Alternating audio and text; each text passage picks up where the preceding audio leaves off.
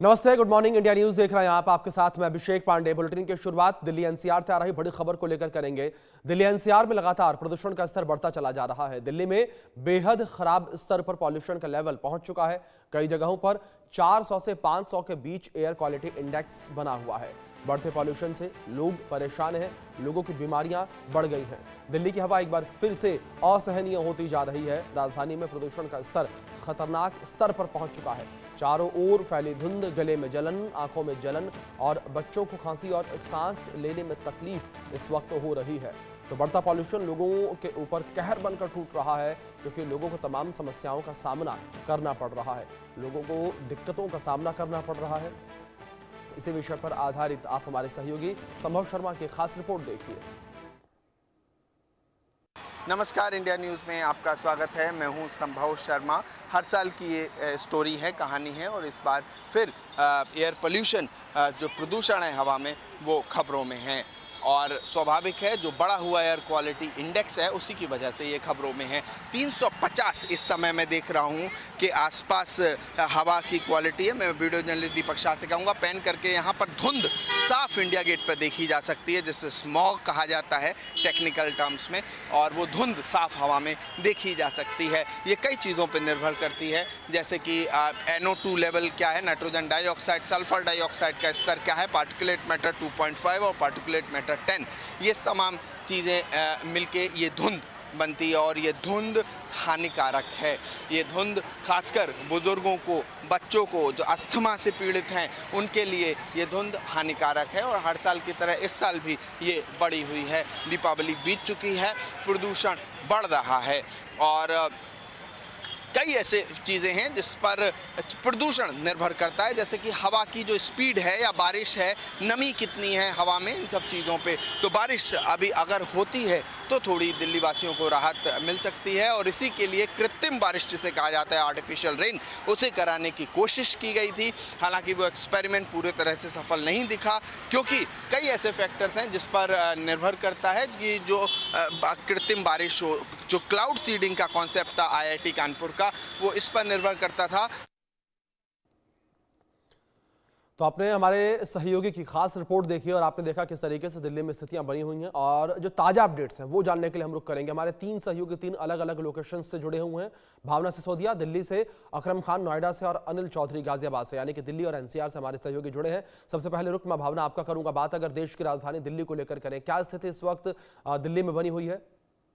अभिषेक, दिल्ली की बात की जाए तो दिल्ली का AQI लेवल आज जो है वो 399 बना हुआ है, यानी कि बहुत ही खराब श्रेणी में दिल्ली का AQI लेवल पहुंचा हुआ है। और ये केवल आज ही नहीं, अगर पिछले कुछ दिनों से देखा जाए तो दिल्ली की आबो हवा पूरी तरीके से जहरीली हो चुकी है, जो कि दिल्ली वालों की सेहत के लिए हानिकारक होती जा रही है। वहीं अगर एक्सपर्ट्स की बात करें तो एक्सपर्ट्स का साफ तौर पर कहना है कि लगभग इस बढ़ते AQI लेवल के कारण कहीं ना कहीं 15,000 लोग जो है अब तक बीमार हो चुके हैं, और जिसमें से कई ऐसे लोग भी हैं जो अपनी इस बढ़ते पॉल्यूशन के कारण जान गंवा चुके हैं। अगर देखा जाए तो जिस तरीके से दिल्ली की आबो हवा इतनी खराब श्रेणी में पहुंची हुई है, तो कहीं ना कहीं ये अस्थमैटिक पेशेंट्स के लिए बहुत ही ज्यादा हानिकारक होती जा रही है, और वहीं बच्चों और बुजुर्गों की सेहत के ऊपर भी काफी असर डालती जा रही है, और यह वजह बनती जा रही है कि लोगों को अपनी जान गंवानी पड़ रही है। वहीं अगर एक्सपर्ट्स की माने तो एक्सपर्ट्स का साफ तौर पे कहना है, जहां दिल्ली में अगर बात की जाए तो पहले अगर बीमार होने का आंकड़ा 55% था, तो अब वो बढ़कर 75% हो चुका है। 4 में से 3 घर ऐसे हैं जहां पर लोग वायरल इन्फेक्टेड हैं और बढ़ते पॉल्यूशन के कारण जो है बीमार हो रहे हैं। यानी कि दिल्ली की आबो हवा इतनी ज्यादा खराब हो चुकी है कि अब लोगों की सेहत पर भी असर डालती हुई नजर आ रही है, और इसकी वजह से जो अस्थमैटिक पेशेंट है उनको ज्यादा फर्क पड़ रहा है। और बढ़ते पॉल्यूशन और फैलते हुए वायरल के कारण कहीं ना कहीं हार्ट डिसीजेस भी जो है वो बहुत ज्यादा बढ़ती जा रही है। यानी कि ये कहा जा सकता है अब ये बढ़ता प्रदूषण जो है हार्ट डिसीजेस, शुगर जैसी बीमारियों से भी ज्यादा खतरनाक हो चुका है, जो कि अब दिल्ली वालों की जान लेता जा रहा है। अब देखने वाली बात यही होगी कि आखिरकार दिल्ली सरकार एक के बाद एक कदम उठा रही है। वहीं कृत्रिम वर्षा को लेकर लगातार विपक्ष जो है सरकार को घेरता हुआ नजर आ रहा है, लेकिन दिल्ली में भी कृत्रिम वर्षा होती नजर नहीं आ रही है। आखिरकार अगर अब सहारा है तो एक नेचुरल बारिश का सहारा है कि अगर दिल्ली में बारिश होती है तो कहीं ना कहीं इस बढ़ते प्रदूषण के स्तर से जो है बिल्कुल भावना, जिस तरीके से पॉल्यूशन का लेवल इस वक्त दिल्ली में बढ़ा हुआ है वो लोगों के लिए जानलेवा साबित हो रहा है। अकरम, मैं आपका रुख करूंगा। अगर दिल्ली NCR के क्षेत्रों में लेकर बात करें, जहां पर कंस्ट्रक्शन सबसे ज्यादा पॉल्यूशन का एक जरिया माना जाता है, उसमें गुरुग्राम और नोएडा एक है। आप नोएडा से हमारे साथ जुड़े हैं, नोएडा को लेकर स्थितियां बताइए। नोएडा में किस तरीके से पॉल्यूशन का लेवल बना हुआ है और क्या कुछ एहतियाती कदम उठाए जा रहे हैं? अगर नोएडा और ग्रेटर नोएडा की बात करें तो अभी का जिस समय मैं ये बात कर रहा हूँ, उस समय का AQI लेवल 339 है, जो कि बेहद गंभीर श्रेणी में आता है। और मेरे पीछे आप एक बार तस्वीरें दिखाना चाहूंगा, जो धुंध है उसकी चादर को आप आसमान में देख सकते हैं। और सबसे बुरा असर जो है, क्योंकि नोएडा ग्रेटर नोएडा में तमाम हाईवे हैं, तो विजिबिलिटी तकरीबन 800 मीटर के करीब है, जिससे लोगों को खासी मुश्किलों का भी सामना करना पड़ रहा है। और जो हाईवे है वहां पर हेडलाइट चलाकर लोग गुजर रहे हैं। लेकिन दूसरी बात जो आपने पूछी कि नोएडा और ग्रेटर नोएडा में हाई राइज बिल्डिंग बन रही है और वहां पर जो कंस्ट्रक्शन साइट हैं उनकी वजह से AQI लेवल में ज्यादा बढ़ोतरी हो रही है। इस ओर कोई भी ध्यान नहीं दे रहा है। ग्रेड 2 के नियम भले ही लागू हों, लेकिन प्राधिकरण की तरफ से कोई भी ऐसा दस्ता नहीं है जो कि इनको रोक सके, या ग्रीन नेट या जितने भी तमाम उपाय हैं उन पर काबू पा सके। और धड़ल्ले से ये काम चल रहे हैं, चाहे वो बेसमेंट खोदे जा रहे हो, चाहे हाई राइज बिल्डिंगें बन रही हो, तो इसकी वजह से पॉल्यूशन का लेवल जो है वो लगातार बढ़ रहा है। और देखिए, पॉल्यूशन लेवल के बढ़ने की वजह से ही अभी जो ट्रैफिक पुलिस है वो भी मुस्तैद दिख रही है। और जो दिल्ली में 1 नवंबर से BS3 जो वाहन है उनकी एंट्री पर रोक लगा दी थी। इससे तकरीबन नोएडा ग्रेटर नोएडा के 1,37,000 वाहन जो है वो अब दिल्ली में प्रवेश नहीं कर पाएंगे।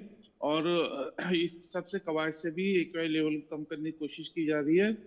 लेकिन अभी ताजा अपडेट यही है कि अगर बात करी जाए तो एक पश्चिमी विक्षोभ है जो सक्रिय हो रहा है 3 नवंबर से, जो मौसम विभाग वालों ने अनुमान जताया है। और उसके बाद जो पहाड़ी इलाके हैं वहां पर बारिश होगी, तो इसके बाद जो बर्फबारी होगी और दिल्ली NCR में बारिश होने की संभावना जताई जा रही है। ऐसे में अगर दिल्ली NCR में बारिश होती है तो कहीं ना कहीं लोगों को राहत मिलेगी। और ये 7 से 8 नवंबर तक इसी तरह से जो हवा है वो चलेगी, तो उससे कहीं ना कहीं जो प्रदूषण का लेवल है वो कम आएगा। क्योंकि अभी तक जो मैं तस्वीरें भी पीछे आपको दिखा रहा हूँ उसमें जो हवा है वो नहीं चल रही, जिसकी वजह से जो प्रदूषण के तत्व हैं वो अभी भी जमे हुए हैं। और इसकी वजह से धुंध और जो AQI लेवल है वो लगातार बढ़ता जा रहा है। अब जो मौसम विभाग का ताजा अपडेट है, अगर उसके मुताबिक अगर कल से पश्चिमी विक्षोभ जो सक्रिय हो रहा है उसके बाद अगर हल्की बारिश जैसा बताया गया है दिल्ली NCR में होती है, तो एक बहुत बड़ी राहत की खबर होगी। क्योंकि AQI लेवल में कहीं ना कहीं गिरावट दर्ज होगी और जो ठंडी हवा है वो चलेगी। अभी फिलहाल की अगर मैं तापमान की बात करूं तो न्यूनतम तापमान 18 डिग्री है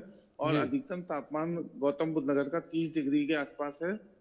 तो इसको लेकर भी जो पश्चिमी विक्षोभ सक्रिय हो रहा है वो कहीं ना कहीं एक राहत वाली खबर जरूर है। लेकिन जो प्राधिकरण का डिपार्टमेंट है वो एंटी स्मोक गन और जितनी डस्ट ट्रैपिंग मशीन है वो जरूर चला रहा है। लेकिन नोएडा ग्रेटर नोएडा का एरिया इतना बड़ा है कि इस सबसे कोई असर ज्यादा पड़ता हुआ नहीं दिख रहा है। खाना पूर्ति जरूर कही जा सकती है। प्राधिकरण के अधिकारियों का कहना है कि तकरीबन उनके 300 टैंकर हैं जो हवा में पानी का छिड़काव कर रहे हैं, जो पेड़ पौधे हैं उनको धो रहे हैं। लेकिन जिस तरह से कंस्ट्रक्शन साइट्स पर लगातार काम हो रहा है वो रोकना बेहद जरूरी है, जिससे कि AQI लेवल में कमी हो। और गौतम बुद्ध नगर में लगातार जो हवा की श्रेणी है वो बेहद गंभीर स्थिति में बनी हुई है, जिसकी वजह से बिल्कुल अकरम, मतलब ये माना जाए कि नोएडा की स्थितियां भी ठीक नहीं है और बेहद गंभीर श्रेणी में पॉल्यूशन का लेवल बना हुआ है। अनिल, गाजियाबाद को लेकर बात करें, गाजियाबाद में मौजूदा हालात क्या है? कमोवेश यहाँ भी गाजियाबाद के हालात इसी तरीके के बने हुए हैं। दिवाली के बाद से लगातार जो हवा है बिल्कुल भी इनहेल करने लायक नहीं बची है। यदि आज की AQI के अपडेट की अगर बात की जाए तो 400 के पास जो है पहुंचा हुआ है। जो दिल्ली से सटा हुआ इलाका गाजियाबाद का लोनी का इलाका है, वहां 400 के पास जो है AQI पहुंचा हुआ है। और गाजियाबाद के वसुंधरा इलाके की बात करें तो 372 दर्ज किया जा रहा है। तो ऐसे ही गाजियाबाद के जितने भी इलाके हैं वहां पर AQI बेहद खराब श्रेणी में है। फिलहाल आज की तस्वीरें भी हम अपने दर्शकों को दिखाते हैं। आखिरकार किस तरीके की तस्वीरें आज गाजियाबाद की सड़कों की दिखाई दे रही है। आप देख सकते हैं किस तरीके से जो धुंध है ये कोई कोहरा नहीं है, ये पोल्यूशन की वो खतरनाक चादर है जो लोगों को बीमार के साथ साथ बेहद परेशान कर रही है। आप देख सकते हैं, आप नेशनल हाईवे 9 के पास की ये सड़क है और जितनी भी ऊंची ऊंची इमारतें बनी थी आज वो बिल्कुल ढकी हुई दिखाई दे रही हैं काले धुएं में। ये धुआं अब बहुत ही ज्यादा परेशान कर रहा है। आप देखेंगे जो वाहन है वो भी कहीं ना कहीं रेंगते हुए नजर आ रहे हैं और जितने भी वाहन चल भी रहे हैं तो हेडलाइट का उपयोग जरूर कर रहे हैं, क्योंकि पोल्यूशन जो है आज सड़कों पर ज्यादा देखा जा रहा है। गाजियाबाद की जो तस्वीरें हैं वो बेहद डराने वाली आज सामने आई हैं। वहीं गाजियाबाद के स्वास्थ्य विभाग की तरफ से भी अब कह दिया गया है कि लोगों को अलर्ट हो जाना चाहिए, लोगों को मास्क का इस्तेमाल करना चाहिए, और महिलाएं, जो प्रेग्नेंट महिलाएं हैं या बुजुर्ग हैं, जो बच्चे हैं, उनको विशेषकर ध्यान रखना है। जरूरी काम हो तो ही घर से बाहर निकला जाए, इस तरीके की बातें कर दी गई हैं। हालांकि पोल्यूशन को कंट्रोल करने के लिए दिल्ली एनसीआर में ग्रैब 2 के नियम लगाए गए हैं। नियम लगाने के बावजूद किस तरीके का काम हुआ है वो हम अपने दर्शकों को बता देते हैं। बीते कल की अगर बात करें तो कल से जो है गाजियाबाद की सीमाओं पर तमाम ऐसे अधिकारी वहां मौजूद रहे और उन्होंने तमाम वाहनों के चालान काटने का काम किया, उनको सीज करने का काम किया, जो कि ग्रैब 2 के नियम के विरुद्ध चल रहे हैं। BS3 वाहनों पर क्योंकि दिल्ली में अब रोक लगा दी गई है, जिसको लेकर गाजियाबाद के ट्रैफिक विभाग की तरफ से भी एडवाइजरी जारी की है और साथ ही जो टीम है वो गठित कर दी गई है। वो तमाम ऐसे वाहनों को चिन्हित कर उन पर कार्रवाई का काम हम गाजियाबाद पुलिस की तरफ से किया जा रहा है। तो ये तमाम ऐसी चीजें हैं जो अब पोल्यूशन को रोकने के लिए की जा रही हैं, पर कुछ ऐसी खामियां भी हैं जिसके चलते लगातार पोल्यूशन आउट ऑफ कंट्रोल हो रहा है। जैसे कि जो कंस्ट्रक्शन की साइट्स हैं, क्योंकि गाजियाबाद में आप देखेंगे ज्यादातर ऊंची ऊंची इमारतें हैं, तो उन पर दिन रात कंस्ट्रक्शन का काम हो रहा है, जिसके चलते भी पोल्यूशन फैल रहा है। हालांकि ये कहा जाता है यदि कंस्ट्रक्शन का काम चल भी रहा है तो उस पर ग्रीन जाल लगाना बेहद अनिवार्य है, इस तरह की ये बातें कही गई है। पर ज्यादातर जो बिल्डिंगें हैं वो बिना जो नॉर्म्स हैं ग्रैब 2 के, उनके बिना ही चल रही हैं, और तमाम ऐसी फैक्ट्रियां जो ज्यादा धुआं दे रही हैं, जो नियम के विरुद्ध हैं, ऐसी तमाम फैक्ट्रियां हैं गाजियाबाद में जो रन करती हुई नजर आ रहा है। तो ये तमाम खामियां हैं जिसके चलते जो गाजियाबाद की आबो हवा बेहद खराब श्रेणी में दर्ज की जा रही है। और सूत्रों के हवाले से खबर ये भी है कि बीते 1 साल की अगर बात करें तो 17,000 तक जो लोगों की है मौत भी हो चुकी है। तो ये सूत्रों के हवाले से खबर है। लगातार जो स्वास्थ्य विभाग है वो अलर्ट कर रहा है लोगों को, क्योंकि ये अब एक गंभीर समस्या लोगों के सामने बनकर सामने आई है। जी बिल्कुल, जाहिर तौर पर जिस तरीके से आपने इन्फॉर्मेशंस दी है, अगर बात पॉल्यूशन को लेकर करें तो पॉल्यूशन का लेवल लगातार बढ़ा हुआ है, लोगों की समस्याएं लगातार बनी हुई हैं। फिलहाल आप तीनों का बहुत शुक्रिया जुड़ने के लिए और इन तमाम महत्वपूर्ण जानकारियों के लिए।